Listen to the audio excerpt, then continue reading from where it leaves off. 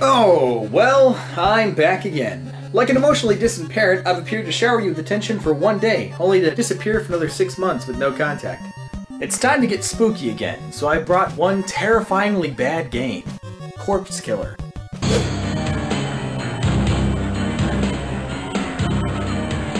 Corpse Killer was published on the Sega CD, Mac, Windows, 3DO, Sega Saturn, and the system I own it on, the Sega 32X CD. It's an FMV game, or full motion video game, a genre that thrived in the 90s. Full motion video games were a format that first appeared in arcades in the early 80s, with games like Don Bluth's Dragon's Lair. FMV games boasted film-quality graphics and often played like interactive movies. They usually involved filmed scenarios that allow you to control certain points of the story or affect what's happening on screen. Although FMV arcade games were popular when they were first released, they were often incredibly difficult to repair and more expensive to play than other arcade games at the time, causing them to fade into obscurity. They eventually found new life on Gen 5 game systems like the Sega CD, Sega Saturn, PS1, and 3DO. Since these systems were able to render video almost flawlessly, a lot of FMV games started popping up again in the early 90s. Like, a lot.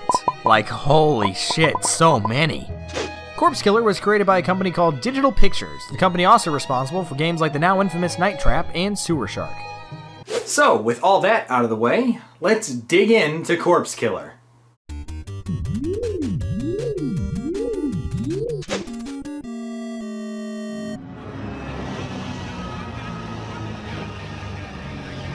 To explain the story, we're gonna have to check out the manual because the game makes no attempt to even remotely explain what's happening. You play as the Lieutenant, a soldier from an unnamed secret military team who was sent to this zombie-infested island to kill the mad scientist, Dr. Hellman. He's the one raising the dead, and he's about as white and wacky as the mayonnaise he's named after. It's okay. Death is really cool. Here to help you on your quest are a dated racial stereotype named Winston, and a sociopathic reporter named Julie that will literally risk your life to take pictures. Not such a bad thing to retreat, bruh. Shows you're clever. You fight again tomorrow, eh? Yeah, you're so damn smart you made me lose the best footage of my career. People are dead, Julie. We could have died. Do you even know the dangers we're facing here, Julie? Do you even care? Do you even— The squad mates you came with have been captured by Dr. Hellman and being turned into horrible creatures forced to feed on the living. The objective is simple: save your squad mates, kill Dr. Hellman, and escape the island. You dying, Lieutenant. Zombie bite got a poison in you. Winston Crown.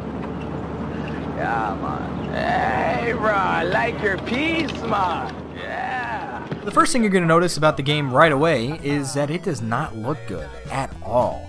The quality of the Sega CD 32X version is somehow lower than the quality of the regular Sega CD version, even though the 32X is supposed to improve the power and graphics of the Sega CD. Audio in some cutscenes is so low quality that it becomes almost impossible to hear or comprehend without editing it. Bet you bad, man, with that shooting iron, ah. What? Fupa? Fupa? Fupa. Fupa. Fupa. Full motion video games are an interesting topic because the full motion part is only interesting if the video game part is. So how is the gameplay? Well, it's bad.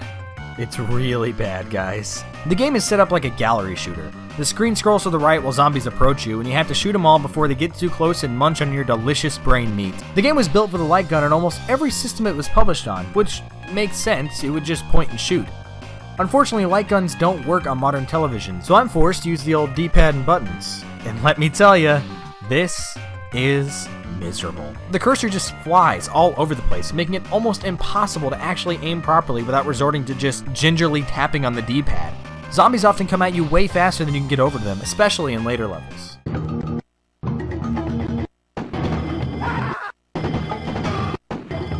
Also, the stuttering is a serious issue that I can only assume is my actual console, or possibly the game disc itself. But the stuttering also affects my aiming, which is a big problem. My Sega CD is probably like, I don't know, about to catch fire or something, no big deal.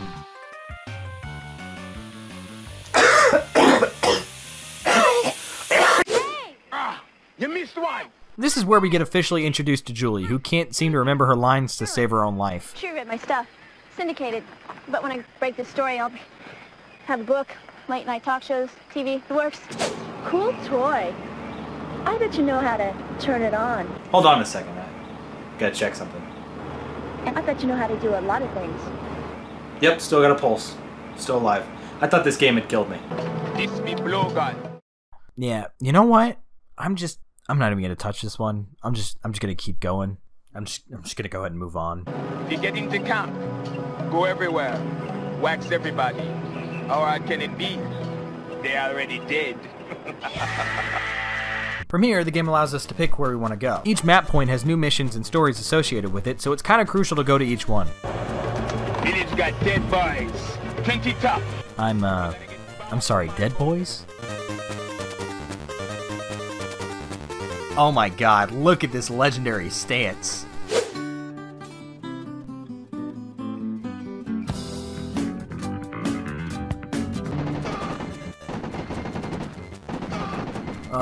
Like I said earlier, every time the system freezes, so does my cursor. I have to repeatedly press the D-pad to keep moving, making this way more difficult than it should be. In later levels, like the swamp, enemies start throwing things at you, which you have no chance of stopping if you're forced to use the controller. I'm just draining through my health. Speaking of health, there's only one way to heal. You have to get what the manual refers to as Datura Plant, which you can use to heal yourself. The main problem, though, is that the game never tells you when you're gonna get the option to heal at the end of a level. As far as I can tell, it's completely random whether or not you'll get a Datura Plant.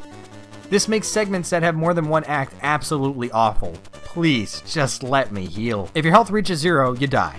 Game over. No continues, no extra lives. You have to start all the way over from the beginning. Yep, I just died again. So we're just gonna go ahead and take a look at the footage from the Sega Saturn version of Corpse Killer. Just, you know, so we can at least look at the end of the game.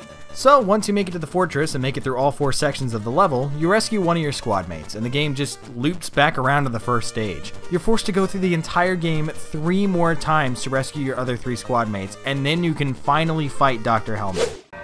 Because we are the new order! 12 seconds later. After that, the game ends with you, Winston, and Julie riding off into the sunset. Leave the lady alone, you poor damn fool. Julie, what are you doing over there? Whoa, no. Julie, what are you doing? You're gonna get me banned on YouTube. Come on, put some clothes on, Jesus Christ. So that's pretty much Corpse Killer. At first glance, it looks like another cheesy, forgettable 90s game, and sure, the gameplay is pretty bad, but I feel like the video and characters are compelling enough to actually keep you playing. The actors for Winston and Dr. Hellman essentially steal the show. Winston's actor, Jeremiah Burkett, still acts today and was just in an episode of This Is Us. Dr. Hellman's actor, Vincent Schiavelli, is definitely the most talented one here, acting his ass off in almost every scene he's in. He was big even when the game came out, acting in shows like Fast Times and movies like Better Off Dead, which is one of my favorite movies, by the way.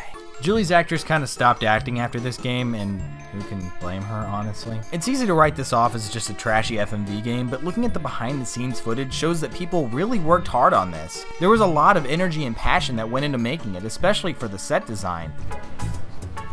It's really neat. He's painting black holes on the hull there, and these are places where zombies can emerge from. Footage from Corpse Killer was also recycled years later for a movie that Digital Pictures produced called Game Over, and oh my god. I'm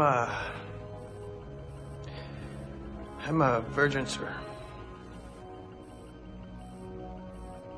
Well, I think I've said everything there is to say. I think it's time we laid Corpse Killer to rest.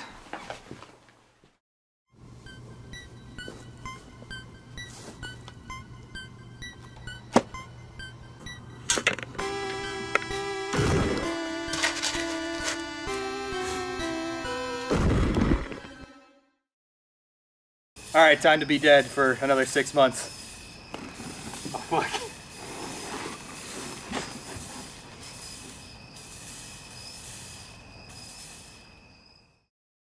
Hey guys, thanks so much for watching this episode. I want to give a big thank you to my friends Alex and St. Julian for helping me film the opening scene. Make sure you check them out here. And while you're at it, why don't you check out some of these other videos?